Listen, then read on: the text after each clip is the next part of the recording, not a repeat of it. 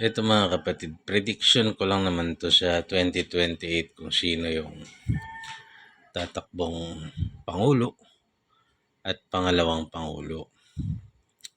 Naisip ko tatakbo dyan si John Vic. John Vic Remulla.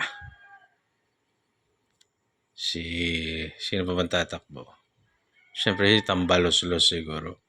Kung hindi niya makuha yung pagka-vice president ngayon sa pamamagitan ng pag-impeach, siya ay tatakbong baka vice ni John Vic.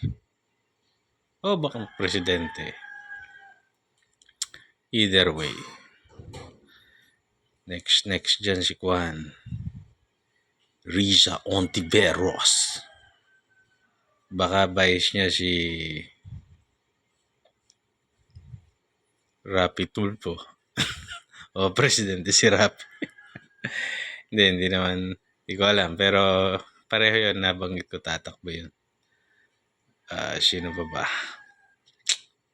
Sino pa ba mga putang inang ambisyoso na ano? Mag-isip pa ako.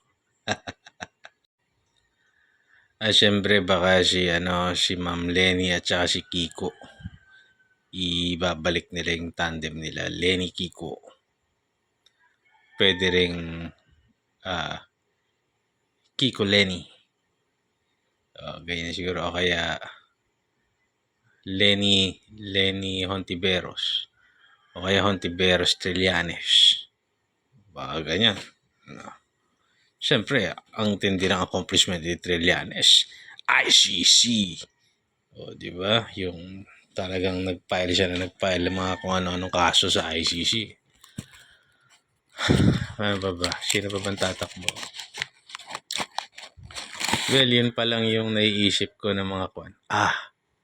Cheese Escudero. So, pwede siguro maging ano to.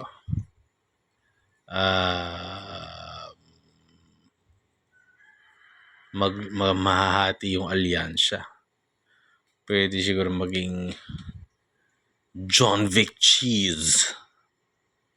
Yung mga malalapit kay Lisa Marcos yan eh. Tapos magiging Tambaloslo, si Tambi and Tulfo.